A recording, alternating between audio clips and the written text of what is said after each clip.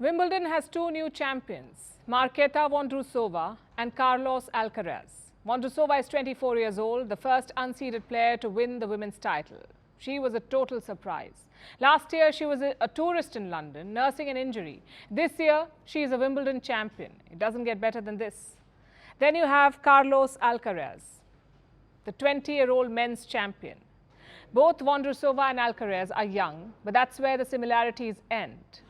Alcaraz is the world #1. He won his first Grand Slam last year, the US Open. He is the ringleader of the new generation. The new brigade has been waiting in the wings for some time now. Federer, Nadal and Djokovic have ruled tennis longer than anyone would have imagined. Sample this. The last time Wimbledon had a men's champion outside the Big Four, Andy Murray being the fourth one, was in the year 2002. Over 2 decades ago.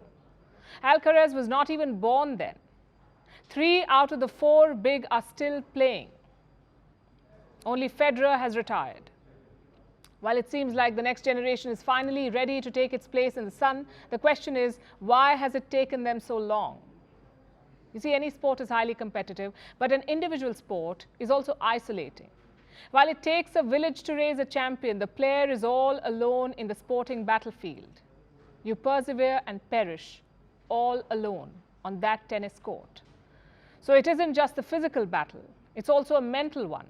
The gladiators of the sport, like Djokovic and Nadal, are known for this, as much for their physical prowess as for their mental acuity. You get nervous watching your favorite players play. Imagine the pressure on them. One shot could make all the difference. One shot stands between your lifelong dream and years of struggle. And talent alone will not get you there. You have to be made of sterner stuff. Djokovic comes from war-torn Serbia. Nadal has played with a broken thumb. Andy Murray plays with a metal hip. Federer has put in the hours, day after day, despite his prodigious talent. Monica Seles was stabbed on court while she was unstoppable. While the stabbing derailed her career, it did not deter her from making a comeback. Serena Williams won a Grand Slam while she was pregnant. Her 43-year-old sister Venus still plays, even with an autoimmune disease which causes joint pain and fatigue. It's a long list I could go on. In professional sport, giving up is not an option. Not even when you're losing. Not even when it's a case of so close yet so far. Not even when you can't see the light at the end of the tunnel. Not even when the tank is completely empty. Forgive me if I sound like a Nike ad, but champions just keep on going. Take Djokovic, for instance. Right after losing the Wimbledon final, he talked about a new rivalry with Alcaraz. Imagine the 36-year-old talking of a rivalry with a 20-year-old.